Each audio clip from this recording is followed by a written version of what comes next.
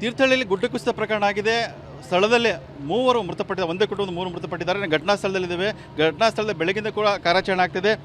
ನೋಡ್ಬೋದು ವಾತಾವರಣ ಹೇಗೆಂತೇಳಿ. ಗುಡ್ಡ ಕುಸಿತ, ಇಲ್ಲಿ ಶೆಡ್ ತಾತ್ಕಾಲಿಕವಾಗಿ ಶೆಡ್ ಹಾಕಲಾಗಿತ್ತು. ಆ ಶೆಡ್ಗಳಲ್ಲಿ ಕೂಲಿ ಕಾರ್ಮಿಕರಿದ್ದರು. ಕೊಪ್ಪಳದಿಂದ ಬಂದ ಸುಮಾರು ಒಂದು 20ಕ್ಕೂ ಹೆಚ್ಚು ಜನರು ಇಲ್ಲಿದ್ದರು. ಆ ಕುಟುಂಬ ಸದಸ್ಯರಿದ್ದರು, 20 ಜನಕ್ಕೆ ಹೆಚ್ಚು ಸದಸ್ಯರಿದ್ದರು.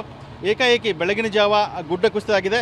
ಎಷ್ಟೊಂದು ಭಯಾನಕವಾಗಿದೆ ನೋಡ್ಬೋದು. ಗುಡ್ಡ ಕುಸಿತ, ಈ ಸ್ಲ್ಯಾಬ್ ಇದೆ, ಈ ಸ್ಲ್ಯಾಬ್ ಕೂಡ ಕುಸಿದು ಬಿದ್ದಿದೆ. ಈ ಸ್ಲ್ಯಾಬ್ ಕುಸಿದು ಬಿದ್ದಿದೆ.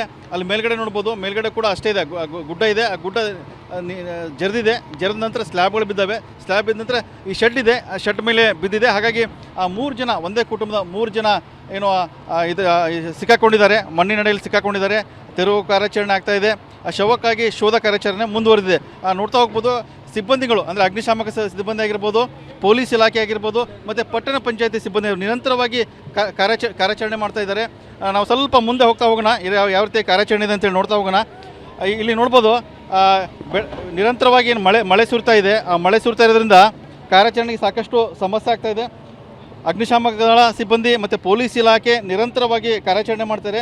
ಆದರೂ ಕೂಡ ಇನ್ನೂ ಕೂಡ ಶವ ಕೂಡ ಪತ್ತೆ ಆಗಿಲ್ಲ. ಹಾಗಾಗಿ ಎಷ್ಟೊಂದು ಅಂದರೆ ಈ ಶೆಡ್ಗಳೇನಿದ್ದಾವೆ, ಈ ಶೆಡ್ಗಳಲ್ಲಿ ಏನು ತಾತ್ಕಾಲಿಕವಾಗಿ ಶೆಡ್ ಆಗಿತ್ತು, ಕೂಲಿ ಕಾರ್ಮಿಕರ ಶೆಡ್ಗಳಾಗಿತ್ತು. ಈ ಶೆಡ್ಗಳಲ್ಲಿ ಸುಮಾರು 20ಕ್ಕೂ ಹೆಚ್ಚು ಜನರಿದ್ದರು.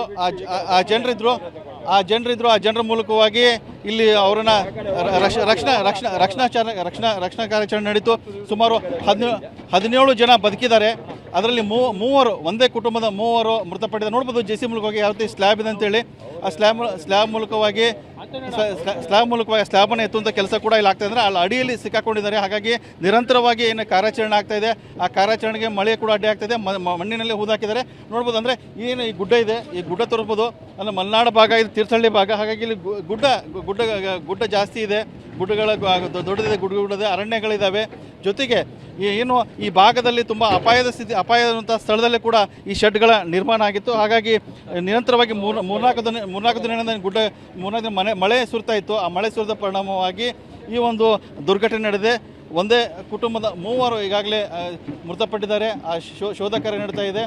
JCB ಮೂಲಕವಾಗಿ ನಿರಂತರವಾಗಿ ಏನು ಕಾರ್ಯಾಚರಣೆ ಆಗ್ತದೆ. ಇನ್ನೂ ಕೂಡ ಏನು ಶವಗಳು ಪತ್ತೆ ಆಗಿಲ್ಲ. ಹಾಗಾಗಿ ಸಾಕಷ್ಟು ಏನಂದರೆ ನಿರಂತರವಾಗಿ ಏನು ಮಳೆ ಸುರಿತಾ ಇದೆ. ಆ ಮಳೆ ಸುರಿದ ಕಾರ್ಯಾಚರಣೆಗೆ ಅಡ್ಡಿಯಾಗಿದೆ. ನೋಡ್ಬೋದು, ಬೆಳಗಿನ ಜಾವದಿಂದ ಕೂಡ ಈ ಒಂದು ಕಾರ್ಯಾಚರಣೆ ಇನ್ನೂ ಕೂಡ ಶವ ಪತ್ತೆ ಆಗಿಲ್ಲ. ಹಾಗಾಗಿ ಏನು ಕೂಲಿ ಕಾರ್ಮಿಕರು ಹೊಟ್ಟೆಪಾಡಿಗಾಗಿ ಏನು ಬಂದರು, ಇಲ್ಲಿ ಬಂದು ತಮ್ಮ ಜೀವನ್ನೇ ಕಳ್ಕೊಂಡ್ಬಿಟ್ಟಿದ್ದಾರೆ. ಹಾಗಾಗಿ ತುಂಬ ನೋವಿನ ಸಂಗತಿ ಅಂತಂದರೆ, ಹೊಟ್ಟೆಪಾಡಿಗಾಗಿ ಕೊಪ್ಪಳ ಜಿಲ್ಲೆಯಿಂದ ಬಂದರು ಕೂಲಿ ಕಾರ್ಮಿಕರು. ನಿರಂತರವಾಗಿ ಮಳೆ ಸುರಿತಾ ಇತ್ತು. ಆ ನಡುವೆ ಕೂಡ ಅಪಾಯದ ಸ್ಥಿತಿಯಲ್ಲಿ ಶೆಡ್ ಹಾಕೊಂಡು ಇಲ್ಲಿ ಬದುಕ್ತಾ ಇದ್ರು.